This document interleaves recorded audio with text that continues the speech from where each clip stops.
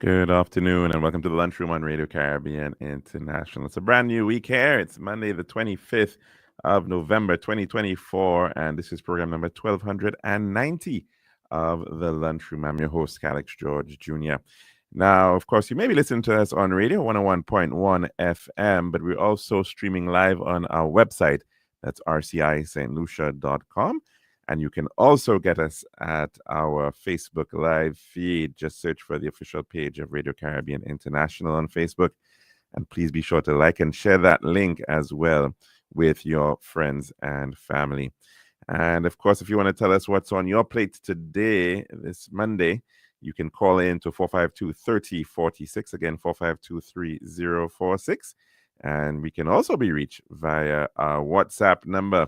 That is 724-0008. Again, 724-0008. Now, allow me to send out some birthday greetings today. First to Miss Rosemary Pierre Louis. Happy birthday to you, Rosemary. And we're hoping that you're having a fantastic birthday celebration on your very special birthday. Also to Mr. Elijah Marius, happy birthday to you, sir. Hope you're having a fantastic birthday. To Mr. Morris Fonrose, happy birthday to you as well. Hope it's a wonderful birthday celebration. And also to Mr. Desmond Walcott, happy birthday. And we do hope that you're having a splendid birthday celebration. A bit of a look at the day in terms of history of what happened on this day in history. Well, back in the year 1177, that's a long time ago, the Battle of Montgisard occurred, and that saw Baldwin IV of Jerusalem defeating Saladin and a larger Abuid army or force. And of course, that is pretty famously captured in the movie Kingdom of Heaven. In the year 1783, Britain evacuated New York City, its last military position in the United States. And of course, that was in the aftermath of the American Revolution. 1839, on this day, a cyclone slammed southeastern India with high winds and a 40-foot storm surge, destroying the city of Coringa. And storm waves swept inland, destroying 20,000 ships and killing an estimated 300,000 people. And that happened on this day, November 25th, 1839. 1905, on this day, saw Telemco creating the first ever advertisement for a radio set. And that was an ad for an $8.50 radio set in the magazine Scientific America. And that radio set was guaranteed to work up to 1 mile. And in the year 1986, on this day, the Iran-Contra affair erupted as President Ronald Reagan of the United States revealed a secret arms deal. We now move on to our dish of the day.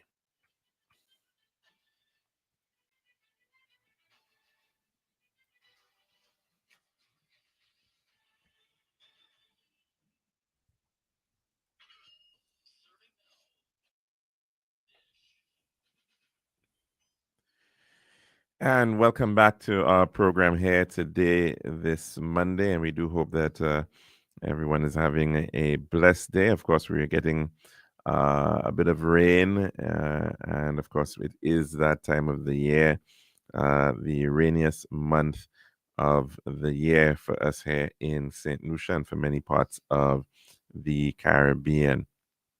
Unfortunately, over the weekend, as I understand it, another homicide, this time in the historic town of Soufrière on Market Road in the town of Soufrière, where another individual was found, in fact, with signs of bullet wounds.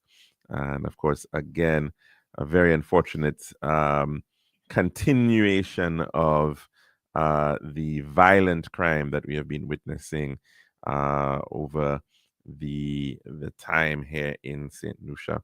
In fact, there was a statement that was given by His Grace the Archbishop of Castries, and perhaps if we do get a chance later on in the program, we will want to share that message, which was given about 2 days ago. I think it was sometime around last week, Friday. In fact, that message came out. Uh, dealing with the matter of crime and violence in St. Lucia. It's about 8 minutes long, so we won't take it in immediately at this time. Because we do want to touch on some other happenings, of course, over the weekend, and in particular, the issue of climate change has come back into the fore. Of course, if those of you who have been following COP29, the 29th meeting of the Congress of Parties, Conference of Parties, dealing with climate change, of course, met again. And this has been a matter which we've been, of course, focusing on for some time all around the world, because climate change is one of these significant existential events, if you want to call it an event, but or processes that's affecting everybody in the world. But however, it is impacting some more than others. And the other reality of it is that there are countries which are, in fact, causing climate change more than others. And the science has been out for some time and continues to be reinforced by more data becoming available, and the evidence, the amazing amount of evidence exists indicating that, in fact, it is as a result of human actions, particularly that of the rise in industrialization and the rise in the use of fossil fuels. In the first instance, coal, and then as well shifting to hydrocarbons like natural gas and oil.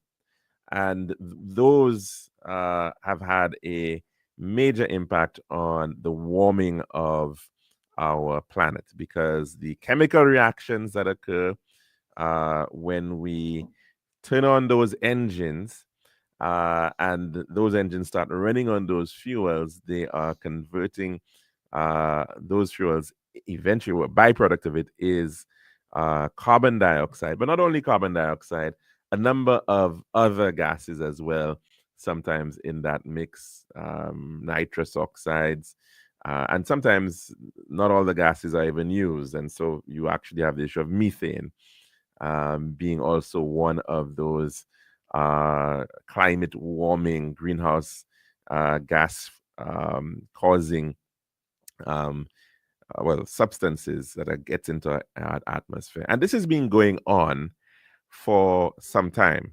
I believe it was the scientist and mathematician Joseph Fourier, a French mathematician and scientist, who in fact came up and realized this whole issue of the greenhouse gas effect. And he did so in the 19th century, the early 19th century, recognizing this phenomenon. And we've in fact now seen what is occurring in our planet, the only planet that we have available for us to be able to survive on. And as a result of this, the increased acceleration of the production of greenhouse gases, we are in fact seeing the rapid increase in the issues of climate change. And so this has been looked at for a while. There was a point in time, in fact, where the fear back in the 1970s was that we may not have enough oil for the future, and that there might come this point in time, which was called, that moment of peak oil, where after which we would begin seeing declines in the availability of oil and gas. And so as a result of that, the world would then, as a result of the falling supply and the rising demands, it meant that the world would quite likely face a catastrophe because of the high price of oil, and it would have been a great catastrophe in that regard. But what we have come to realize, in fact, is that we've been discovering more and more oil, albeit in deeper deeper oceans. We've also begun discovering it in sand fields and shale gas oils, and we've created new technologies like fracking to be able to get the oil and gas out of areas where we thought would have been abandoned in terms of their ability to provide feasible extraction of oil and gas, and that continues in many countries around the world. And so no longer really is the fear that we need to shift because of this potential point of peak oil. The reason why we do need to make a shift away from fossil fuels is because it certainly is not good for the world, the long term impact of the world, because of this warming impact that it is having. And it is, as I said, has been studied in terms of the science behind it, the earth science, the meteorologists, and all those who are looking at where the warming is impacting and all the various ecosystems that are in fact tied to this reality when it comes to our environment. It's so very, very complex, our Earth, and it's remarkable sometimes the implications of what we're doing, or what impact it has on the coral reefs, because the temperature changes is so minute, and it impacts and when the carbon dioxide getting into more and more into the sea is having an effect where it's acidifying, and we're seeing issues like that. And of course, those ecosystems, what it may have in terms of the impacts on our fisheries, on other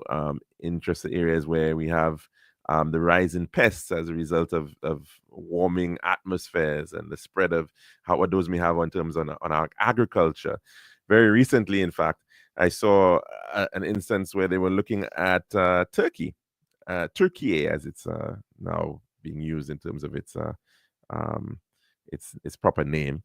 And the geography of Turkey is that of a very large amount of plateau and hinterland, and a lot of it is limestone as well. And you're now seeing in some parts of Turkey, they're seeing a rise in the number of these massive sinkholes. And we're not talking about, in fact, quite recently, I think somebody was commenting on in Castries, the prevalence of some sinkholes being seen in places like the Boulevard and other parts of the town. And but in this instance, in Turkey, we're talking about massive sinkholes that could literally, you know, encapsulate or take away entire houses, and and so we really certainly find those things perhaps very, very frightening. But what they're saying is that part of the reason for those sinkholes is actually because of the dropping of the water table in these Anatolian highlands. And so they're seeing more and more of these points because of the drop in the water table. The ground is literally collapsing. And certainly it is impacting on agriculture, and can very well impact on critical infrastructure like roads and transmission lines and rails and that sort of thing. So we're seeing so many different ways how climate change is impacting our lives and impacting countries all around the world.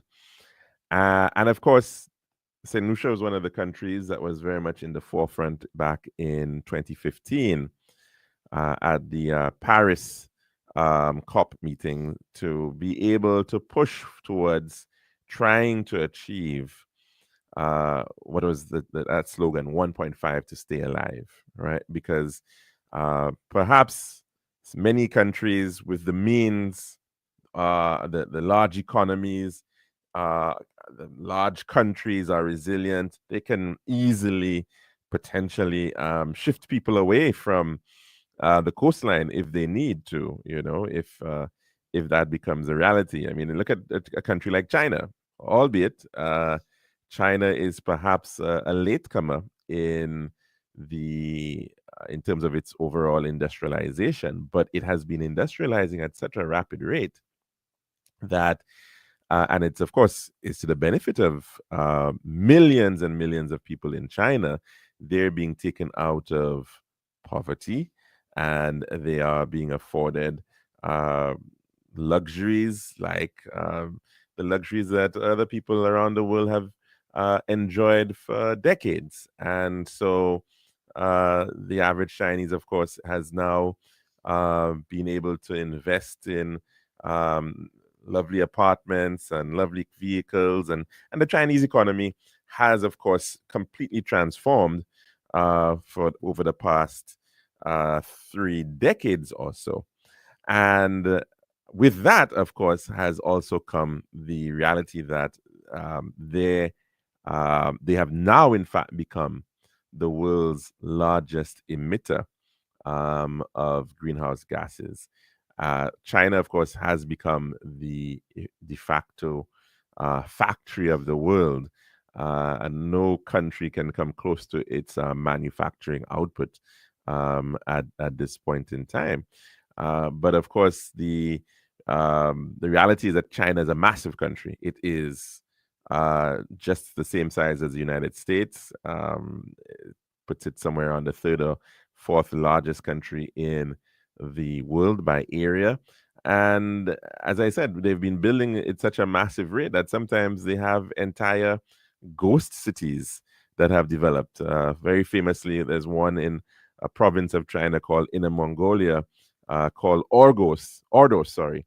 And Ordos is far inland and with massive apartment buildings and infrastructure that has been put in, but it just doesn't have the people, well, at least as yet.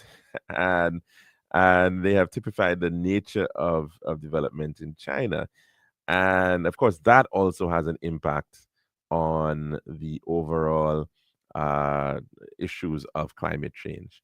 But of course, if there are issues on the coastline in China in terms of sea level rise, well, if issues that, let's say, in Guangzhou and in Shanghai and Dalian and these coastal cities, they have got vast hinterlands to be able to utilize and to shift their populations from.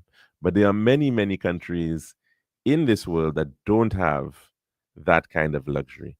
And perhaps we, I think, can say we are one of those as well, because small island developing states are the most exposed towards the impacts of climate change. And of course, sea level rise is one issue, and of course, it can manifest itself in terms of storm surge, and of course, that is not very good news when we think about where the majority of our infrastructure and our population resides. And we look at a city like Castries, which we know was effectively built on reclaimed land on a mud flat during the 1700s, and you can see how certainly we can in fact be devastated by those types of impacts. Now, this is the way the issue is in terms of the negotiations that have been going on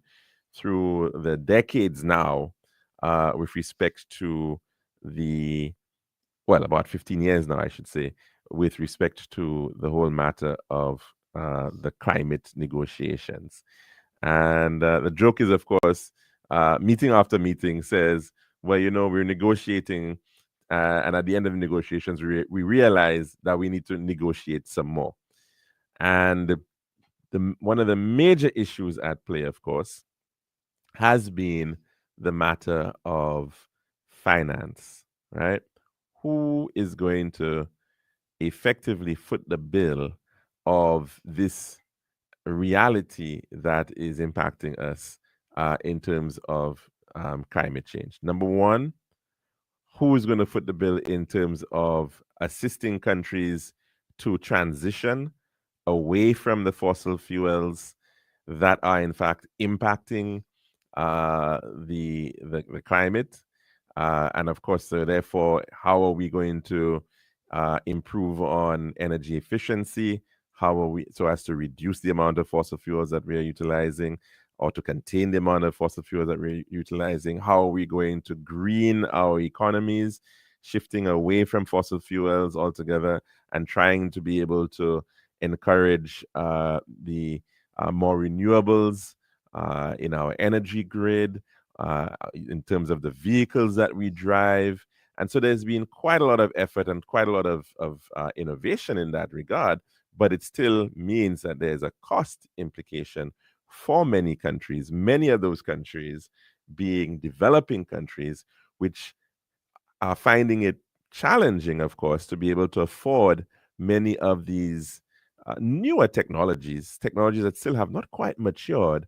And so it therefore requires them to pay sometimes higher rates. Now, how is that going to, of course, pan out for those countries? Of course, even on the side of the developed world, they have a major responsibility to be able to try to shift more and more away from the use of renewable energy. Away from the use of fossil fuels and more towards renewable energy. But of course, even as we're seeing some progress in this regard, there is still a significant gap that has to be achieved in this task. And while we're seeing that, income, of course, the reality that you have many out there who are climate skeptics, who don't believe in the science, who have decided that, you know what, well, it's not impacting us, it's not a problem for us. We can continue to do business as usual. And hey, guess what? Well, I have oil. And so who's to say I shouldn't be able to use that oil? So here we have a global crisis, and in the midst of the global crisis, we have uh, many players and actors that are looking more towards their own internal self interest and continuing the status quo, because it really, for them, is not a crisis. It's a crisis more for other people than for their countries. And of course, we've seen how that kind of thinking um, has not played out to the benefit of anybody. Because even in countries that you may think, well, you know what, it won't hurt us if we get a little warmer. But the reality of it is that this is not just your winters getting warmer. No, this is actually meaning that in the summertime you having excessive heat waves. The continental effect is causing significant impacts. For instance, in places like Europe, right about now, we're hearing about impacts of the Mississippi River and what's that doing to navigation. So this idea that it's not going to impact developed world countries is certainly farcical. It's going to be impacting everyone, right?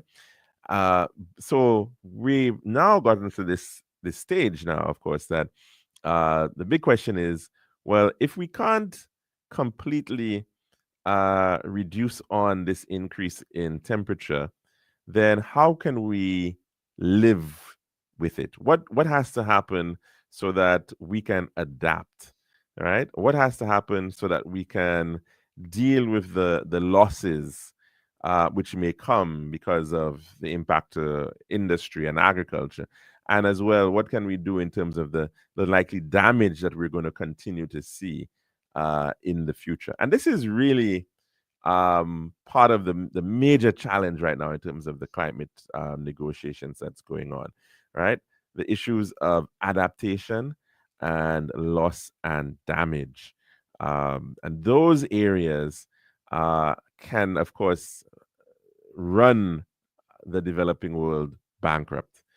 Those issues can certainly cause for countries to regress and head into poverty. Now, we're already seeing some of in some parts of the world where as things move on, of course, and all countries have their ambitions. Everybody wants to do better. Everybody wants to see an improvement in their country, and of course countries are making investments, and sometimes these investments at the look of it are beneficial to the country. For instance, let's take a country like Ethiopia, right? Very large population, which is going to be one of the largest in the world in by 2050. And booming economy. It has lots of young people who want to be able to get jobs, and they all want to have smartphones. They all want to have electricity at their homes. They all want to be able to own a car, right? And these ambitions are ambitions that people all around the world have, right? And the country is trying to keep up with the means to be able to support just that. And so, of course, they're investing in infrastructure like hydroelectricity, which is, in fact, a renewable energy. But of course, in a country, in a region like Africa, where you have increased water scarcity, the whole issue can then become, albeit it's good for Ethiopia, and but it's not good for the countries downstream, right? So it's so therefore not good for Sudan, and it's not good for Egypt, as or it could be disastrous for them when you see it from that perspective. So, in these sort of situations where you're finding scarcity of resources becoming more acute, right? What then happens in those regions? Quite possibly, you're going to end up with conflict. What happens if we're going to be seeing drought, increased drought in other places? And that would mean loss of agricultural output. It would mean people will end up potentially facing hunger, famine, starvation. What happens? People move, right? And so you then have the issue of migration, forced migration, occurring in many parts of the world. And this can happen for a lot of different reasons, of course. We know that forced migration sometimes happens as a result of warfare, and it could be tied to climate warfare, right? Weather related warfare. And it can certainly lead to the dislocation of individuals. And guess what? What happens when many of these developed world countries are now faced with hundreds of thousands and millions of people on their borders, crossing their borders, because these people want to be able to survive. They want to be able to get a better life. They want to be able to, um, survive like any other human being wants to do, right? And so this is a major global issue which has so many different wheels, and so many implications for us as we move forward.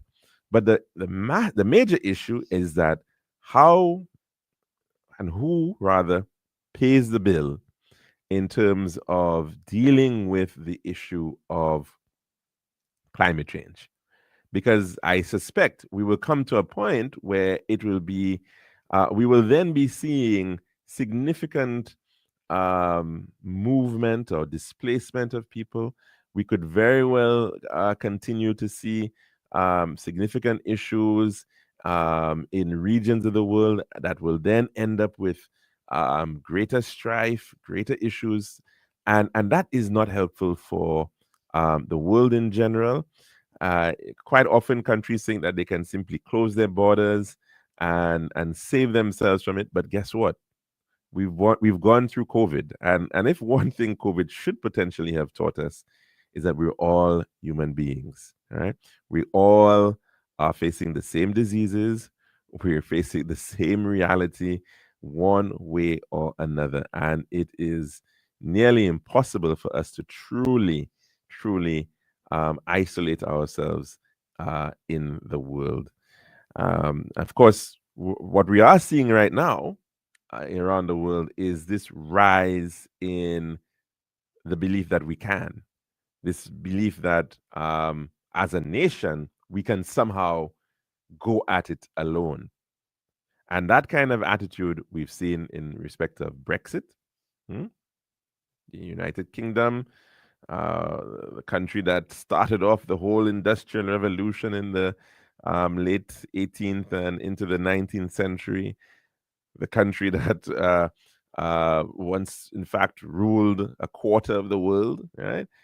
They've decided that, hey, this European experiment isn't working out for us because, and the main driver there was that of migration, right? People coming in, utilizing the good social services, and putting pressure on those services for everybody else.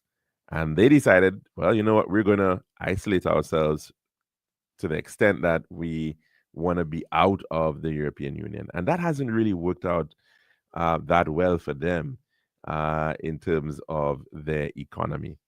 But we're seeing in many other countries around the world now this type of isolationist, nationalistic agenda taking foot. Right, Russia, for instance, and what we're seeing right now of Ukraine, push back there, trying to reclaim what was once theirs.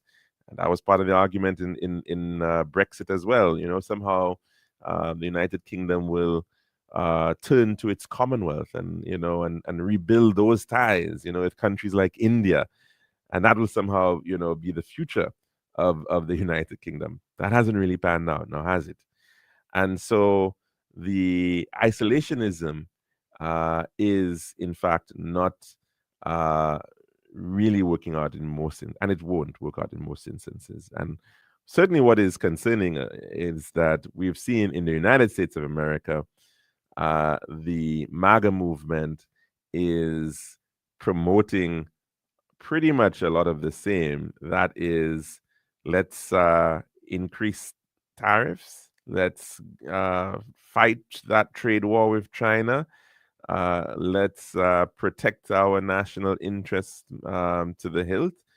Let's deport as many illegal immigrants as we can, whether it in fact has a negative impact on our economy or not. And that is really concerning. And of course, as well, within that mix, let's abandon the whole Paris Agreement. Let's forget about our commitments to climate change. And so COP29 was happening in Baku, the capital of Azerbaijan. That's a country in the Caucasus region. It's an Asian country, along the Caspian Sea. Interesting enough, a major player in oil and gas as well. And the whole issue of climate finance was, of course, front and center. And the talks pretty much almost collapsed. And one can say that it really has not delivered on what was the true cost that developing countries are going to have to face in the coming 10 years, in the coming decade. The one estimate is that the developed world will require the developing world will require $6.8 trillion, right, over the next decade. And I can assure you, of course, as a result of yesterday's agreement, they certainly will not be getting anywhere near that kind of assistance, at least in terms of what has been committed in the agreement that was reached late yesterday. And in fact, what is being proposed is 300 billion US dollars. That sounds like a lot of money, 300 billion US dollars per year up until 2035, which is also 3 times what is the current pledge by developed countries. But of course, it falls woefully short of what is the actual ask of these developing countries. And so it's everybody's guess as to see what's going to happen next. But in addition to that, even the country that, of course, has to foot the biggest part of the bill, because in fact they are, on a per capita basis, the biggest polluter, that of the United States, they have never come close to meeting what was even their existing commitments. So it will be very, very, very interesting to see what is going to happen over the next 4 years, in terms of the United States and its commitments towards climate change. We are going to be seeing a very interesting next couple of years, and how that is, of course, all going to be panning out for the world. Well, it's anybody's guess at this point. That's our dish of the day. And when we come back, we will actually take in our weather report and then head to the phone lines for some calls.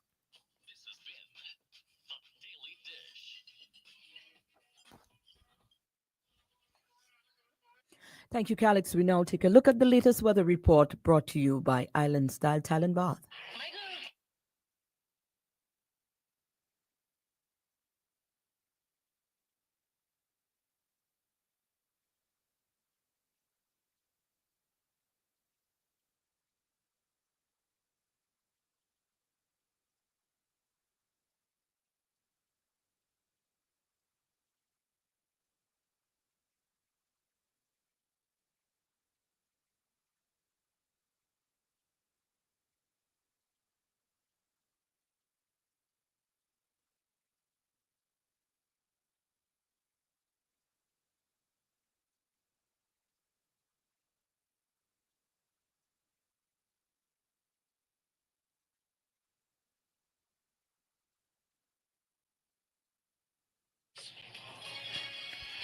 And indeed, we now take a look at the latest weather report as of 12 noon today. It's the 25th of November, 2024. Our forecaster this hour, Shema Joseph. The forecast for St. Lucia valid for the next 24 hours. The winds blowing from the east near 21 miles per hour or 33 kilometers per hour. And the weather, partly cloudy skies, becoming cloudy at times with some scattered showers this afternoon into tonight. Again, the winds blowing from the east near 21 miles per hour or 33 kilometers per hour. And the weather, partly cloudy skies, becoming cloudy at times with some scattered showers this afternoon into tonight. That's the forecast for St. Lucia for the next 24 hours. Marine forecast for seas in a 25-mile or 40-kilometer radius from St. Lucia. Presently, we are experiencing high tide at the Castries Harbour and the Vieux Bay. The low tide for the Castries Harbour will be at 14 minutes after 6 this evening, and the Vieux Bay's low tide will be at 19 before 8 tonight. The sea is moderate to locally rough, the waves, and northeasterly to easterly swells 5 to 8 feet. The same as 1.5 to 2.4 meters in open waters. Small craft operators and seabathers are advised to exercise caution due to locally rough seas. Please be guided. For the Lesser Antilles, it's fair skies becoming cloudy at times with widely scattered showers. And our tropical weather outlook, moderate easterly wind flow will continue over the eastern Caribbean region during the next few days, and patches of low-level clouds drifting along this wind flow will cause widely scattered showers over the region during the forecast period. Tropical cyclone formation not expected over the tropical Atlantic during the next 7 days. So again, remember an advisory out for small craft operators and seabathers to exercise caution, and that is due to locally rough seas. That's the official weather report. Our next report officially on this station is at 6:30 in the morning. You can join us then at that time. Thank you, Shema, for the update at this hour. The weather was brought to you by Island Style Thailand Bath.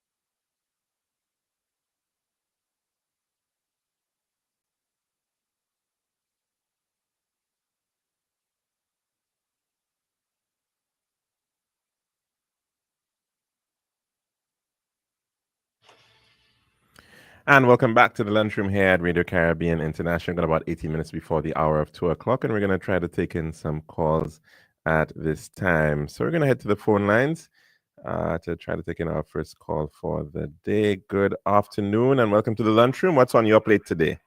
Good afternoon, Mr. George. How are you doing, caller? How are you? How are you doing? Very good, thank you. How are you? How was your How is weekend? the wife and the child? Very good. They're blessed. Yes. Thank you. You notice I didn't ask about your dad, eh? You've shifted. You've shifted away. Eh? I said you've shifted away. No, well, no. I spoke with him earlier. Ah, okay. Very nice. Very nice. Wonderful. And So I you, know he's okay. so you know he's good. Okay. Yeah, we're discussing his project of his new latest project, the book he is writing. His autobiography. Ah, okay. No, not that one. He's writing a book on Marsha, I think. Well, I think that what it part is, of it. yes, he has a chapter Okay. in there dedicated to Marsha Monkey Hill. Yes, yes. So that's part of his life, yeah. yes, that's correct. Okay, all right, yeah, okay. Yeah, but he sounds good enough. Yeah, he's all right. Yeah, but you know, boy, one thing I rate you, boy, you just talking about this kind of thing, and you know, you actually you find your thing your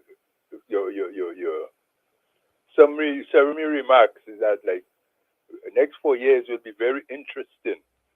You know, you try and make that if you know, but to me, it's so depressing, man. It is very, very depressing indeed. It's caller, depressing. It's not interesting. because we are. I mean, interesting. That's depressing, my brother. Well, That's like an Indian. That's like an American Indian watching a John Wayne movie. One of them Indian movies, you know. they're just waiting for the kill scenes. You bring your, imagine you are an Indian family, you bring your people to the movies to watch these movies. How you know what they did to your people, or watching a Tarzan movie as a black man, you know. Yeah. You know, and saying, well, oh man, this was really exciting, man. I love that, man. Oh man, you know. Well, I certainly didn't mean to bring it across that way. So my apologies for that. But yeah, but you are correct that it is not very it's bleak. I mean, it's very bleak, very, very bleak. And you talk about that, you talk about that. How much $1 trillion? And that they coming through, they have no way. The white people, the white man, these dumb persons go give you that kind of money. So what could be left in the kitty for reparation? So well, you know, right soon the advocates of climate change will be warring against those for reparation. That's what they'll create. It'll be climate reparations that we'll be asking for. Well, versus reparations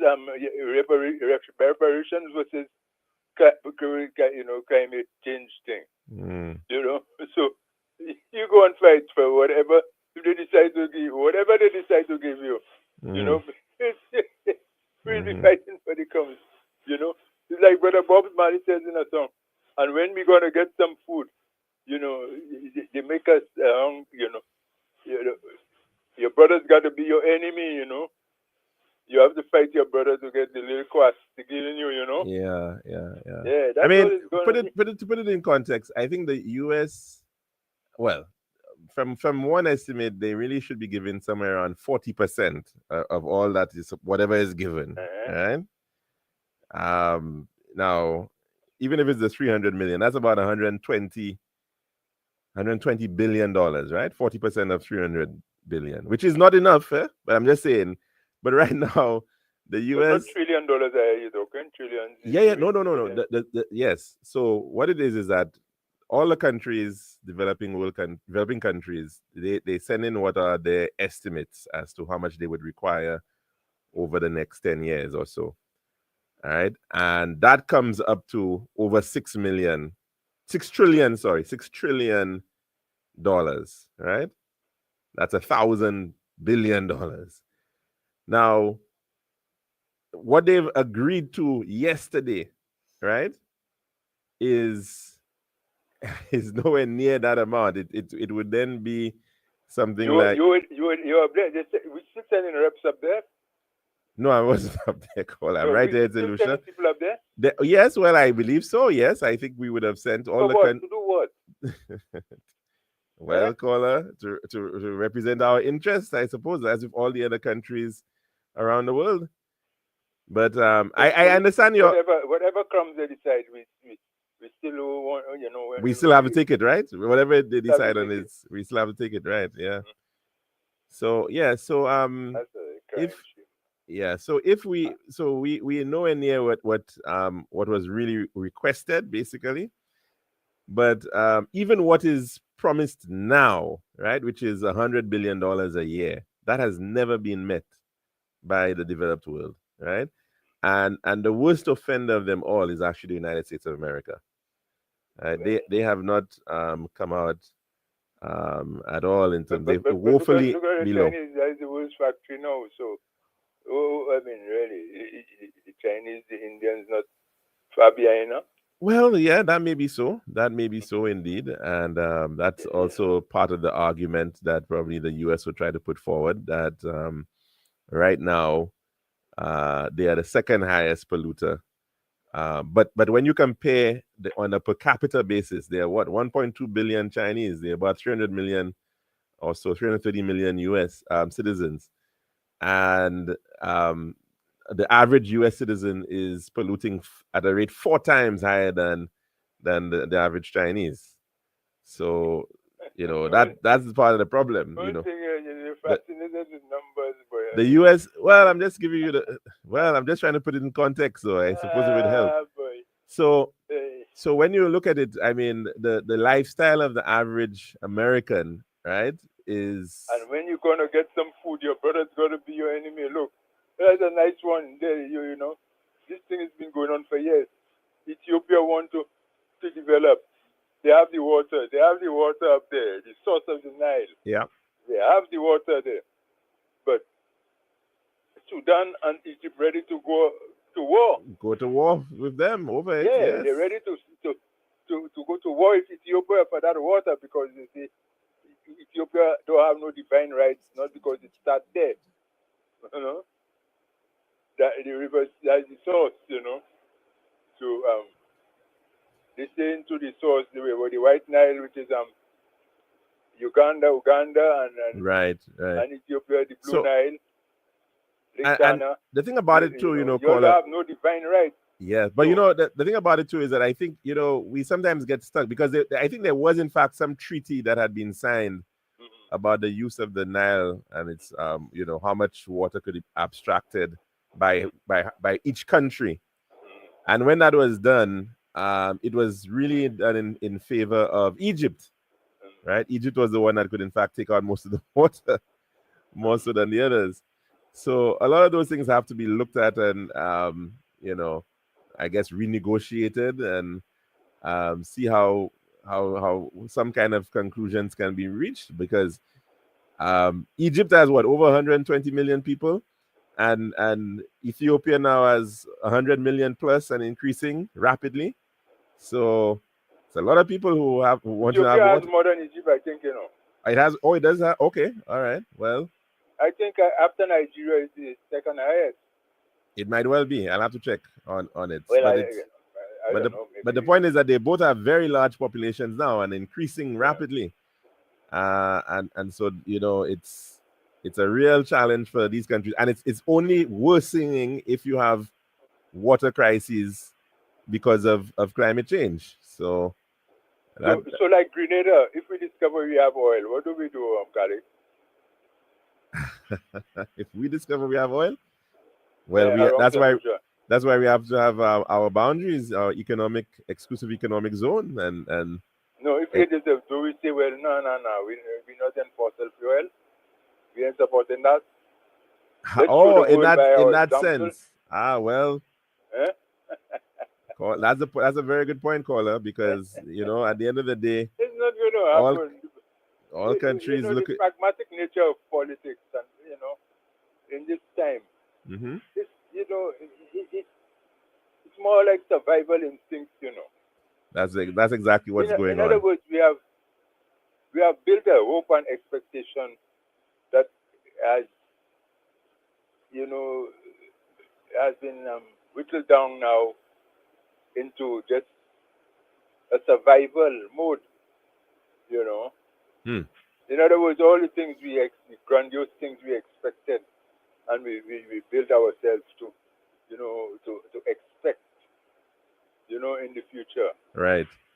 It just crumbling before us because of like all these kind of things we're talking about, the global climate change and, you know, crime, Mm-hmm. a lot of Mm-hmm. global dynamics But then what that that means? we as a people, Yeah.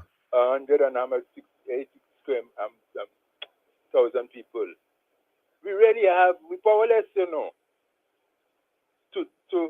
but so I don't know. We need to find solutions within our space. I mean, Calix, even it means because we will be humbled,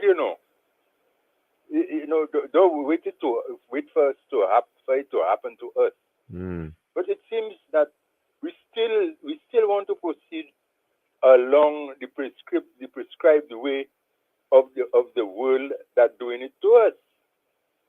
The people who doing it to us, we still want to follow the templates. Well, that's an interesting point that you're making, caller, because at the end of the day, remember, there's still these institutions, the World Bank, the International Monetary Fund, IMF, and they set prescriptions which they effectively expect you to follow, right? Exactly. So But you're it's much more. It's much more than that. It's also the technological templates that I mean, the whole technology, mm-hmm. and it's clear that the new wealth, the area of wealth, development of wealth, and generation of wealth seems to be in these technologies. Well, that is, but caller, it has always been that way. Eh? When we think Yeah, back to the industrialization, yeah. I It has mean, always been technology. that Yeah, is you're has right. always been what Yeah. has. In fact, when we look at well, and that's been an argument that's been made very many times, and I think it's correct that it was only when Europe was powerful enough technologically, Mm, right, that it was able to go into places like Africa mm. and Asia and take control. Before that, they Yeah, were but not able to do so, and it was but it's technology that allowed them to do so. The fact that they had better military, arms, better guns, better. yeah, Yeah. yeah. I agree. Absolutely, it has always been technological based. But the rate of acceleration Mm-hmm. due to these new technologies Mm-hmm. is phenomenal because if you check out the richest, the 10 richest people in the world, up to 20 years ago, they still was loaded with these sort of normal people in business, retailers, and Mm-hmm. industrialists and so on. But of late, the last few 5 to 10 years, at least 7, sometimes Yeah, a lot of most of them these are 10 in tech. Yeah, in definitely. tech, in high tech now. Mm-hmm. I mean, them kind of long term billionaires, them people just fade away, colleagues. Now is the new age. Now the thing is about that we have no control over that because it, people like Elon Musk who dominating these fields, they could always pull the plug on us. So if they're telling us this is the way to go, but we go this way? Do it, you are go there. Don't do it, you are go there. We cannot say we're not going Mm. because nothing ain't go run for us if we ain't go. Mm. But we have to tell our children this is the way to go. But and whisper in the air, but we're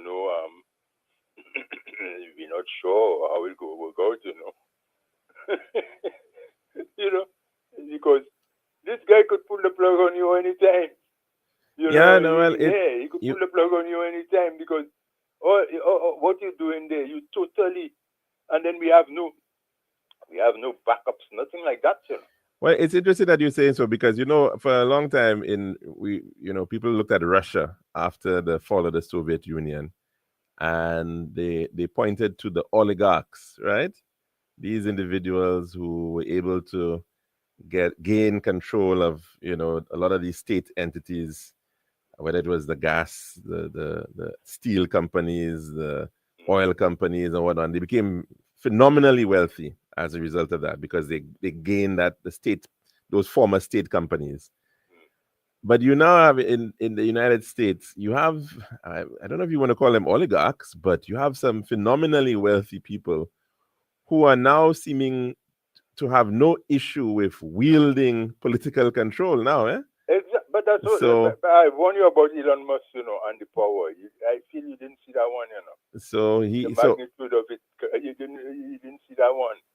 Because well I think it's one thing we to had have. a heated argument. Because Well, that was about something completely different. Yes, but you did raise the issue of Musk and his desires and his control, and you were very correct about that. I mean, but I thought it would be, how could you beat him? Because the people who trying to beat him, he beat them already because they're working for he working for them. He have all things. He on top of them already. He have the Pentagon, penthouse. mm-hmm. Yeah. So I mean, it's like but I don't know. It's hard to say give up, especially for people like you who have young children that they haven't walking yet. The baby walking, eh? Almost. Yeah. Almost there. Yeah, but keep the faith up, boy. So thanks a lot, caller, for that contribution.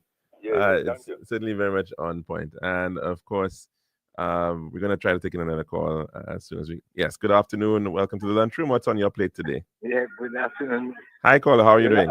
Yes, good afternoon. I say I'm going to be the last person. I say good afternoon. Well, we will see. Yes, might be. Yes, we continue the contribution concerning the climate change and what the minister mentioning about how the powerful they was to be mentioning Russia as the last. Let me tell you, you see, I see something going to happen everywhere. I go in Guyana, St. Vincent, different part of the island that started getting oil. It's an example of the first world country used to do the same thing you mentioned in Russia is the last case. That's wood. Sorry, I didn't get the last part you said. Yeah. First world countries? Second? You said something about first world countries? Yeah, no, I said the first world country. That's what they used to do. As you said, they have the powerful army and just enter in country and give them treaty, and then the country will get the monarchy. Yeah. But I told you today in the technology, most of the island now started getting oil. I'm using Guyana as example, and I'm using Trinidad as example. So that means only countries, the way they used to do before, let's enter, as we mentioned, in Africa and do what they do. Now look at Africa now. They try to put in ban and they make them pay. Or if they tell them, pay or stay, or they can leave. And that, to my mind, that's a change. That's a game change in the world today. You can see how our oil is so expensive in St. Lucia.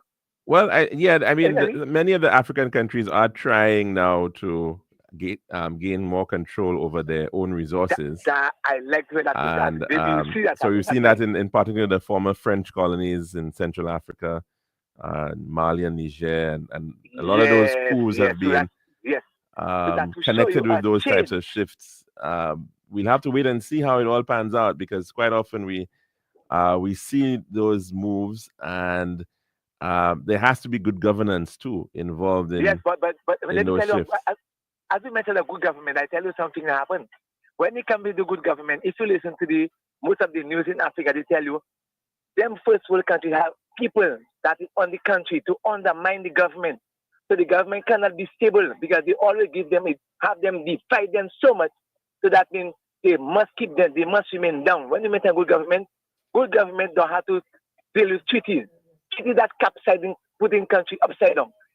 That's a factor. If you listen to the news, you can see it. When the country don't stable, it's because of these certain treaties the first world country give them. Not do this, not that. Tell us part of it. Look at our development. Well, that's an organization they have in the system that's not working for us. And we the people always continue changing government, and we don't realize there is something in the root. There's certain treaty inside that prevent the development to happen. Where the money go? How much money government collect on tax and how much money that stay in the country? That can show you where the money is going. Continue, I listen to you. Okay, thanks very much, caller, for that contribution. All right. We're going to have to end it there because we're actually already over time on our program. But of course, we'll be back again tomorrow for another one. We do hope that you can join us for that. I'm your host, Calixte George Jr., saying goodbye.